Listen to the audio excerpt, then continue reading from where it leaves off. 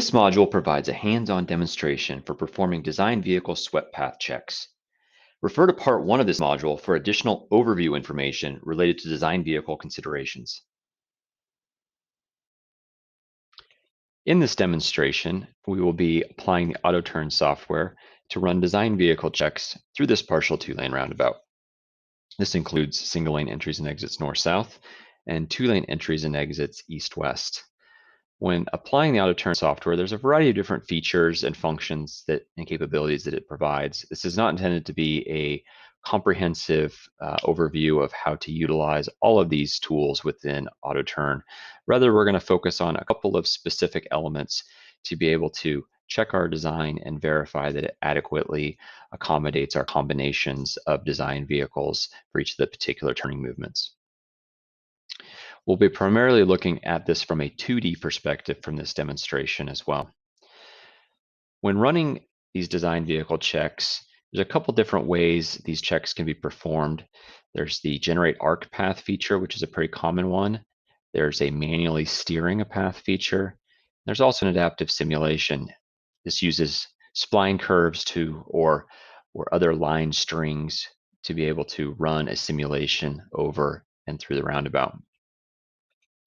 For this particular demonstration, we're actually going to use the adaptive simulation feature and show you some of the reasons why it might be an appropriate choice for many situations and some of the benefits that it provides. Whether we're using the generate arc path or adaptive simulation feature, the first step is always to identify what is the design vehicle that we're evaluating. For the east-west through movements along the main line, we're going to have a larger tractor-trailer combination that's going to be more consistent of a state route function. So for this particular design, we have a WB62 tractor-trailer combination that has been identified as the design vehicle of interest for this particular site context. You'll want to refer to the GDOT Roundabout Design Guide and the additional information in there, as well as coordination with your GDOT project managers for verifying the appropriate design vehicle to be used at your specific intersection. Once we've identified the design vehicle, the next step, if we're applying the adaptive simulation method, is to create the curves. We're going to use a B-spline, the same that we did for generating the fastest paths. For this, we don't have to worry quite as much about the exact placement of the points along the spline curve. We're just trying to get them in a little more regular intervals. When we get through some of these curves, we might put them a little bit closer together.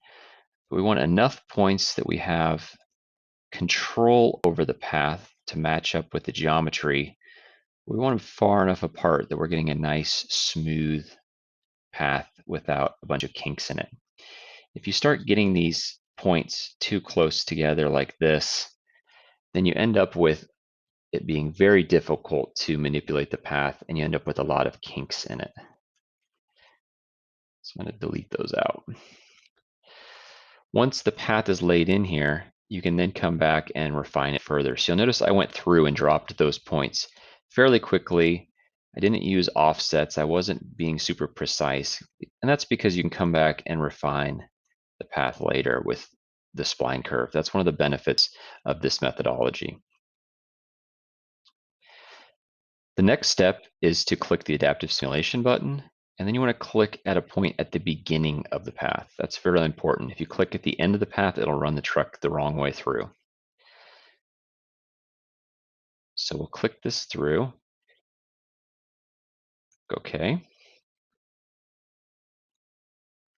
And the truck is automatically run along that path. Now there's no speed that needs to be dictated when we are using the adaptive simulation method. The software is automatically dynamically adjusting the speed based upon the radius that the truck is traveling over as it goes through and navigates the path. So as it goes through these tighter entry curves, it's automatically reducing the speed to navigate through those curves and then using a larger speed as it's going through the flatter elements, the tangent elements of the path. So starting at the beginning of the path, we can just make sure that we've got a nice alignment to start with. We want to make sure that we've got a nice smooth path coming into the initial curves. In this particular case, there's some striped out area between these lanes. For this particular design, this was set up to allow that truck in either lane to swing a little bit wide, and so that we can minimize the excess width of the lane and give a little bit more room for that vehicle to maneuver without encroaching into the adjacent lane. So we are going to assume that that vehicle is going to swing in, the cab of the vehicle is going to swing in and use some of that space. Along any curb line, we want to make sure that the wheels of the vehicle are staying at least 1 foot away from the curb line, but desirable 2 feet away from the curb line. So somewhere between 1 and 2 feet is the desired distance, shy distance, to make sure that we're staying away so that we're avoiding having those truck tires clipping the curb line.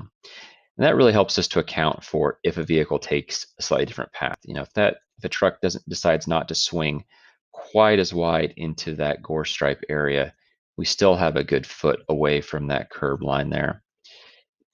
If we pull it back even further, we can see that we can kind of find the point where you might get close to rubbing those tires against the curb face, if the truck doesn't swing quite as wide. It's one of the benefits of this method is it's very easy to be able to adjust the path and be able to do things like this where you can sort of test the sensitivity of the path as it's going through the geometry and see how precise the driver needs to take it to avoid impacting some of the curb lines, and how flexible the geometry is for accommodating the design vehicle. In this case, we are maintaining close to a full 2 feet away from that curb line, so we're in good shape around this entry curve.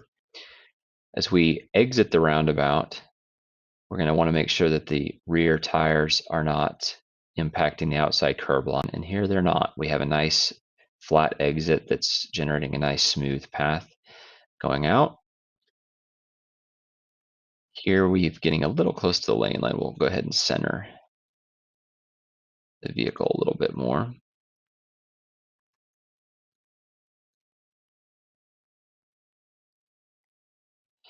And so that generates our WB62 path through the entire intersection. So in this particular case, we've accomplished the mission of verifying that this design vehicle would be accommodated without overrunning any curb lines through the intersection.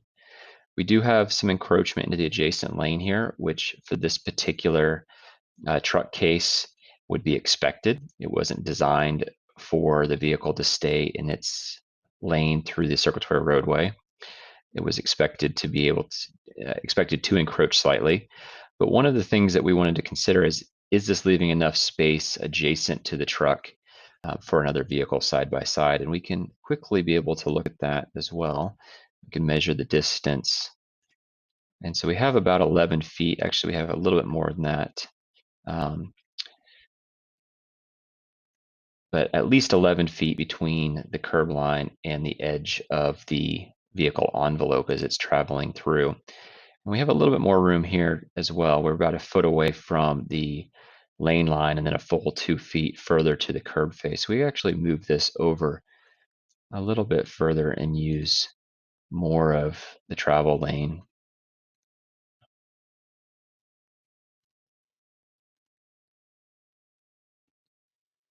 If we do that, we're going to increase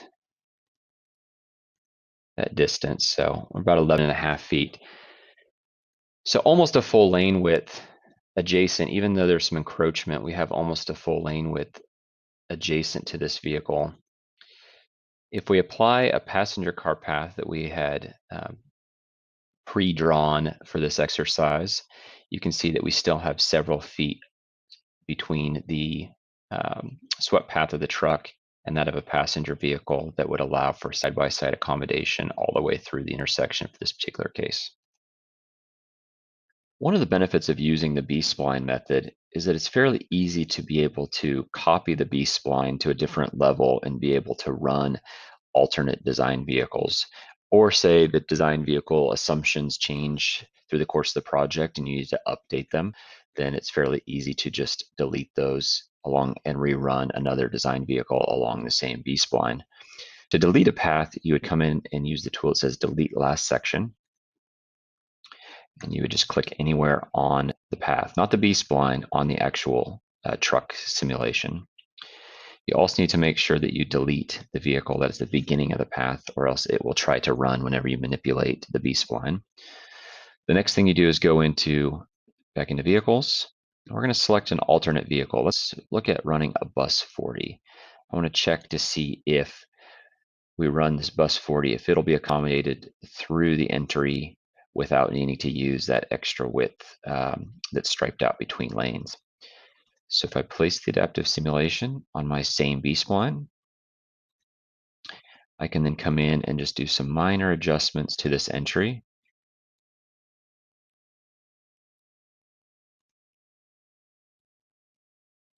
To shift the path, smooth it out a bit.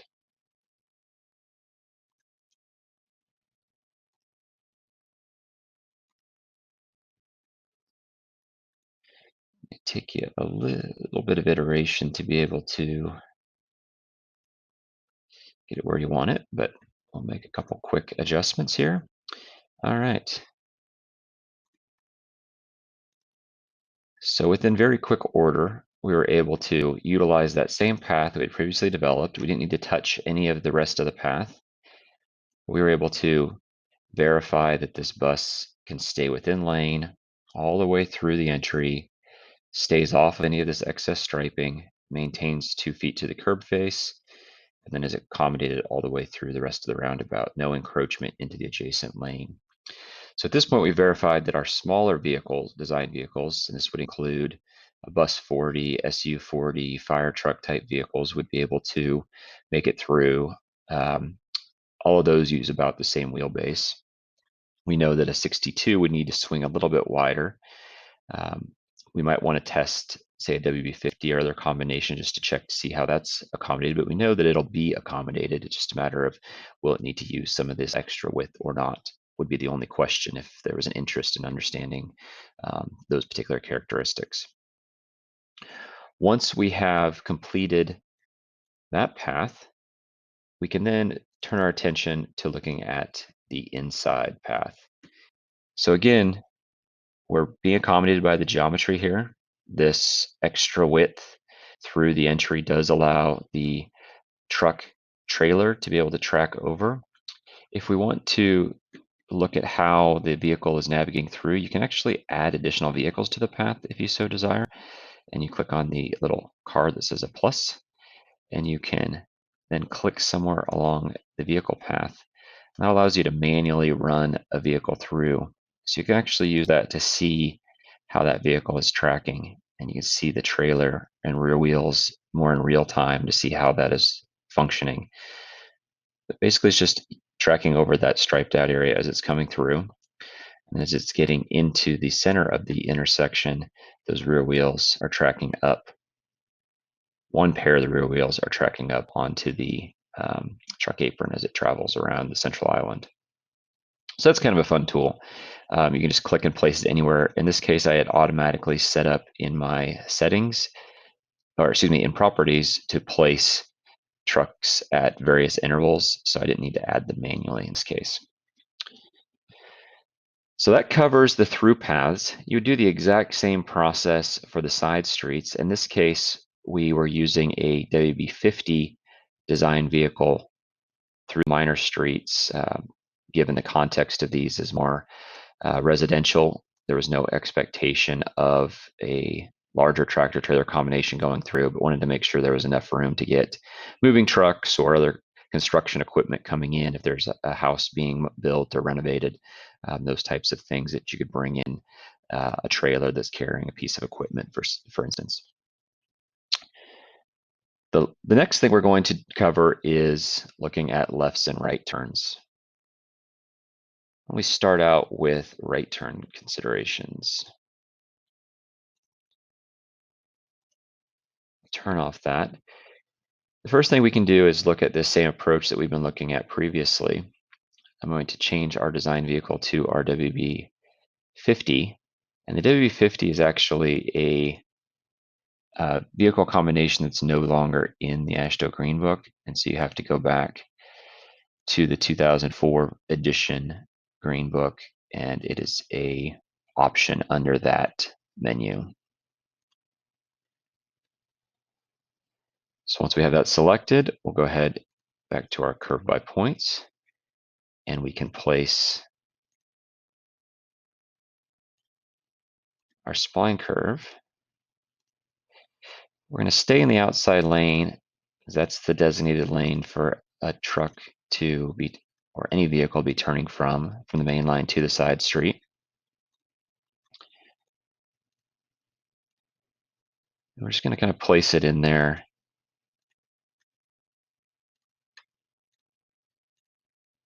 for starters, and we'll adjust it once we run the path. So we can then run our adaptive simulation.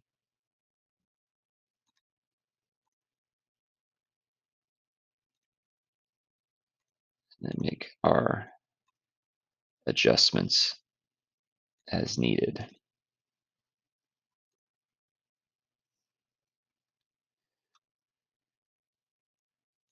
I'm going to assume that this vehicle is going to swing as wide as possible and try to use all of this space on the exit with the cab of the vehicle in order to navigate this little bit more complex geometry. So there we go. We're assuming that that vehicle stays in the outside lane and is making the right turn from the correct lane into our single lane exit.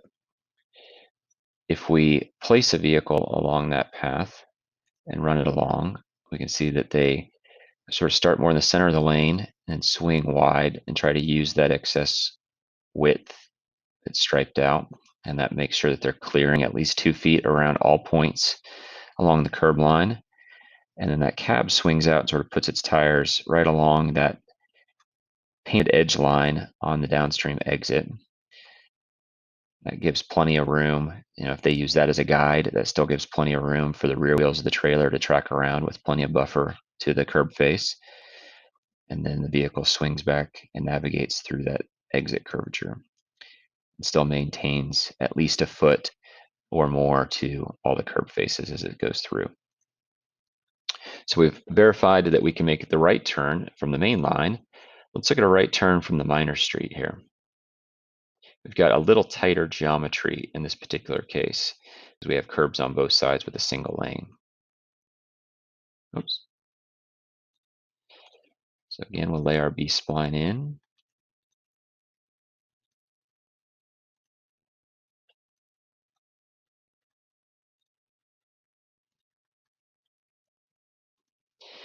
Now, when we get to these 2-lane exits that we're turning into, you have a decision to make. You can either turn the path into the outside lane, or you can assume that a truck is going to utilize both lanes and swing it wide into the inside lane. For a passenger car or SU type vehicle, I'd be inclined to stick to the outside lane and be turning into the first lane. But if I'm looking at a larger tractor trailer combination, like my WB50 design vehicle, that vehicle is going to have to come up to the yield line and yield to both lanes regardless. With that tractor trailer making that slower turn, they're going to not going to have the luxury of wondering if a vehicle in the inside lane is going to be changing lanes. They're going to need to make sure that both lanes are clear anyway before they start their maneuver. So that for them to swing wide really isn't creating a conflict if both these lanes are clear already. And so swinging through and utilizing both lanes is one way to allow for smaller geometry and better speed control through these entries. If you're assuming that your tractor trailer is turning into the first lane, you're going to need much wider lane widths and larger radii along these corners, which has a negative effect on your speed control. So once we have that B-spline blocked in, we can run our adaptive simulation.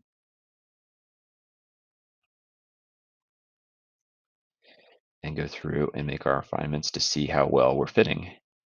So as we're coming up the path here, I do need to make a couple of adjustments. I'm getting a little tight to my lane lines.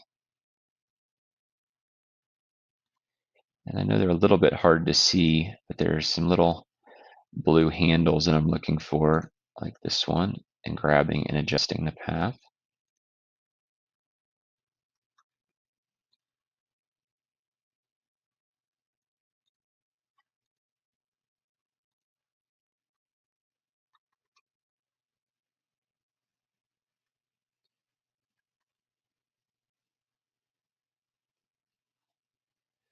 Yeah, so we've got a pretty smooth path all the way through that is accommodating the W50. So as they're coming up through the approach, as we get into the curbed section, we're maintaining our full 2-foot offsets to all the curb lines on both sides. We're staying within the painted edge lines on both sides.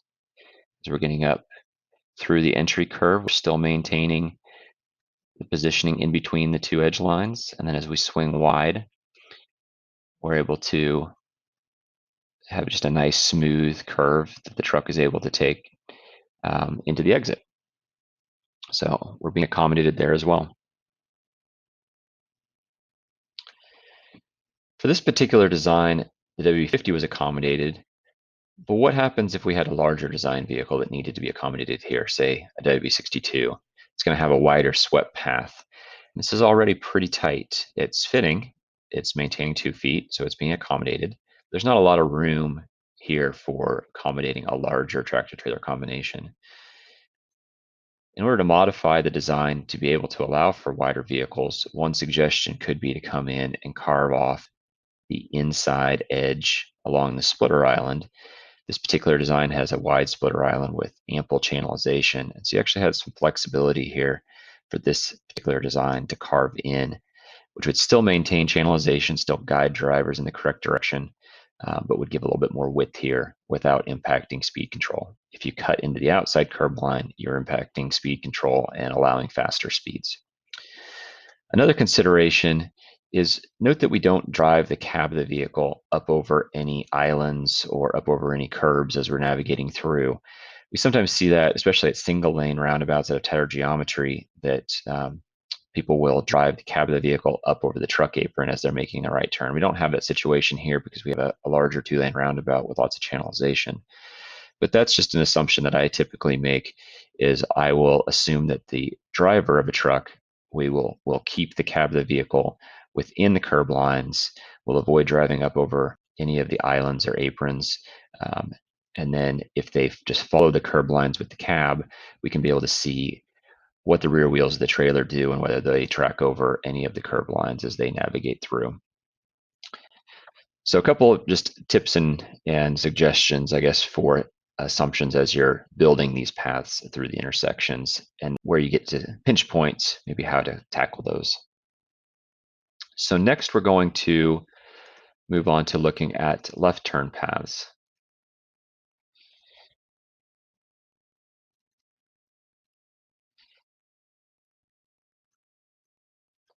So we can start out by looking at this northbound left through the intersection. It would simply stay within the same curb lines, and we would follow the spiral with the cab as we go all the way through. So we go ahead and build it here real quick. So you can see how with the left turn, as I'm just following the edge line of the roundabout along the outside of the ICD around, the trailer actually tracks through and doesn't even need to use the apron for making this left turn movement. We're accommodated through the entry just as we were previously for making the right turn, which is what we expected. We're making a straighter path coming in, but because we're swinging wide using the spiral, we're actually in a situation now where we aren't needing to use any of the truck apron. And then as we get into the exit, our truck trailer is following, and we have a nice smooth large radius exit that allows that trailer to leave, that combination to leave within its own lane. So that's the northbound left turn.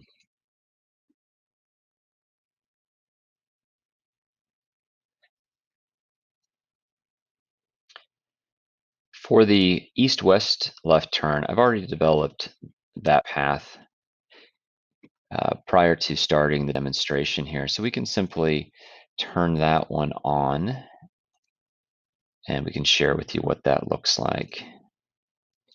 Turn off the other one. So for the eastbound to northbound left turn, for both of these, we're going to assume that that left turn vehicle starts in the inside lane. This is a left through right configuration that we would have here. It's pretty important that you know what the lane configurations are of your roundabout when you're laying these out. We don't have any lane arrows shown here on this particular design, but that's something that we need as part of one of our key assumptions when we're designing and checking for trucks, is to make sure that the vehicles are using the appropriate lane for their movement. So in this case, we have a through right in the outside lane and through left in the inside lane. So a left turning vehicle needs to be in the left lane to make their movement. And so through the entry, we have a nice smooth path with the WB50 using less of the striped out area than our 62 design vehicle. They're just about able to make it through. They're barely putting the rear wheels up on the apron as they're kind of coming through. And if they swung a little bit wider, they might be able to avoid the apron entirely. But a smaller combination vehicle, say a WB40 or a single unit or bus 40, would definitely avoid using the truck apron all the way around this corner.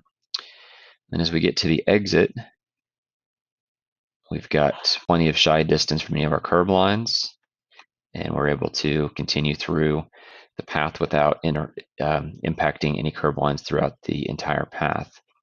The same with the other direction. We're within the limits of the lane lines and maintaining 2 feet from all the curb faces. It's using a little bit of this striped out area between lanes, but we're not encroaching in the adjacent lane.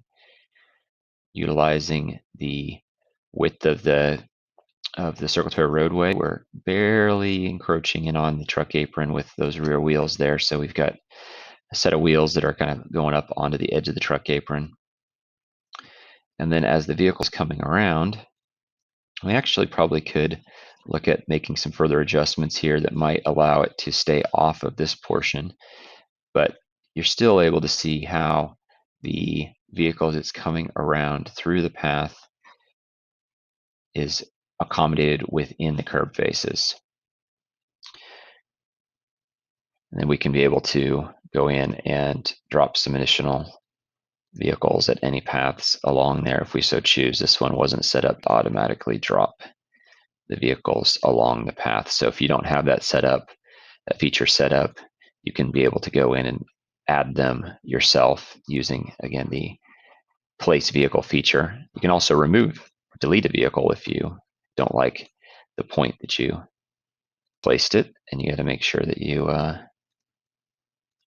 get on the vehicle itself.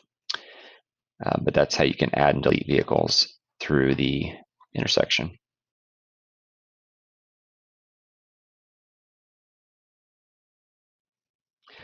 Once we've completed all of our paths, we can be able to turn on and off the various paths and just go back and review how everything is being accommodated. Starting with the east-west lefts, we've already talked about the eastbound and northbound left, but the westbound left, when we added that path in, it's being accommodated with a 2-foot offset from the curb face to the splitter island. The rear wheels do utilize a little bit of this striped out area, but as it navigates around the central island, it's using very little of that truck apron. And then the same on the exit, you have a good 2 feet of space to all of the curb faces as it navigates through the closed section here. So good accommodation throughout the path for that vehicle. One thing that we could do as we're looking at these paths, we're assuming it's using the full lane, but if we wanted to test out and see what the impacts were of a vehicle maybe not using the middle of the lane quite as much, we could shift these points in, assume that the cab of the vehicle stays more in the center of the more in the center of the circulatory roadway. And you can see that that does push the rear wheels a little further into the truck apron. That gives you a sense of maybe how much truck apron you might want to provide to allow for that flexibility in terms of the truck path. So it allows for a little bit of sensitivity testing pretty easily with using this B-spline method.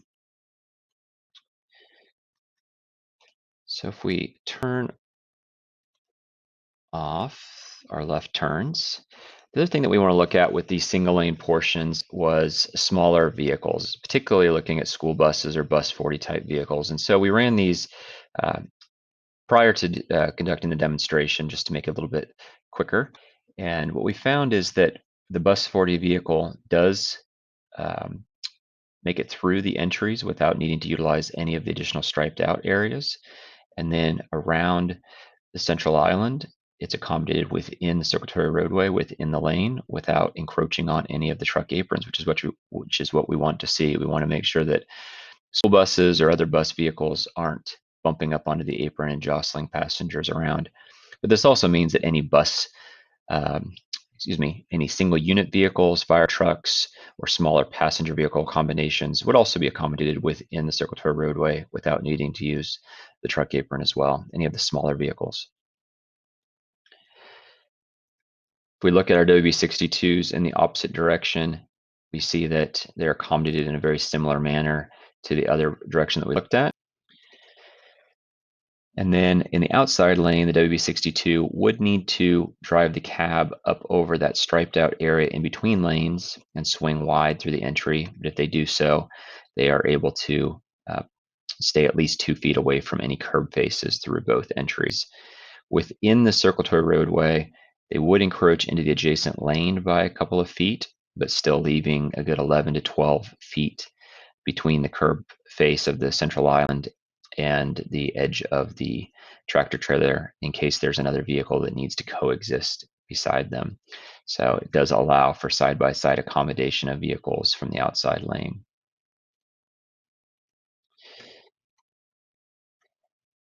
Looking at our north-south lefts, we looked at this one previously. The southbound approach is very similar, would not need to utilize any of the truck apron to make a left turn around the central island southbound to eastbound, and then through the exit, we're maintaining at least 2 feet to all the curb faces. Through the southbound entry, we're staying at least 1 foot away from all curb faces. We are getting a little bit closer here. We got about 1.5 feet on one side and about 1 foot on the other.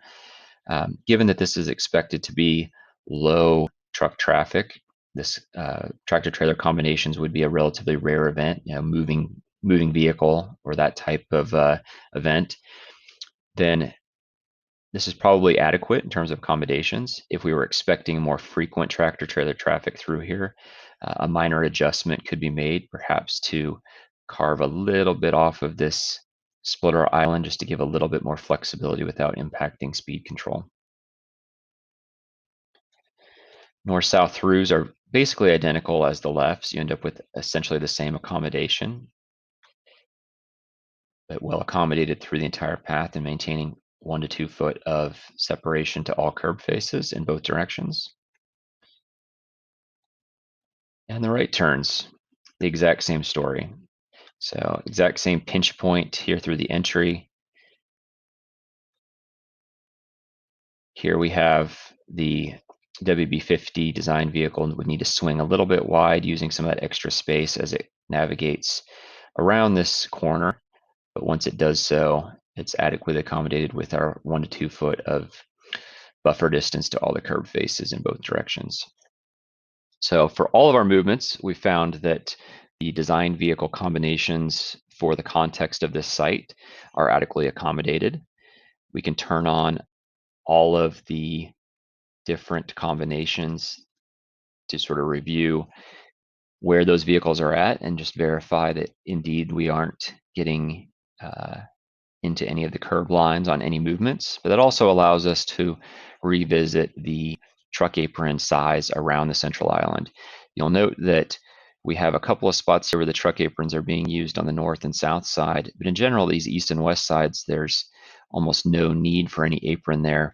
So those could probably be reduced in width and just use a constant width that's following the shape of the spiral around the roundabout and reduce down the amount of impervious area and the size of the apron in these corners where they're not being used. The other check that might be needed here that we're not going to cover today, but is something that is typical for any GDOT roundabout project, is to look at oversized, overweight vehicles. In the GDOT roundabout guide, it provides additional instructions on review of OSOW historical records to understand permitted loads that are expected through this intersection, whether those are multi-trip or single trip type vehicles. It provides a library of oversized, overweight vehicles to be able to use to run through these checks. And then also it provides some additional guidance on what types of treatments might be appropriate if you need supplemental outside truck aprons through the entries in order to accommodate those vehicles, and how those might be evaluated. So one more step, but in terms of the design vehicle, we have evaluated this particular project and verified that it works with those design vehicles that are intended to fit within the curb lines.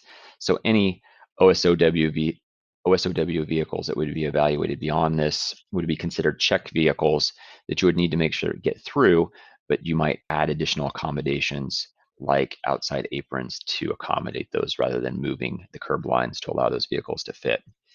Also note that for OSOW vehicles, we would typically assume that they could be able to utilize just the full width of the roadway as they go through. So it may be a situation where if you primarily are expecting an OSOW as a through vehicle, that it can be accommodated without any modifications or very minor modifications, perhaps maybe adjusting a little spot along the edge of the truck apron just to make sure there's enough width as that oversized vehicle goes through. If you need to accommodate OSOW vehicles to the side street for right or left turns, that's where there may need to be additional modifications to the islands, either the size or shape of the truck apron around the central island. If you've got OSOWs making a left turn, those tend to swing wide and cut through more of the central island. Or if you have them for a right turn, you may need a larger outside blister to accommodate some of those OSOW vehicles. But the process for doing those checks is exactly the same as what we've described here today. And with that, that concludes our demonstration of design vehicle checks.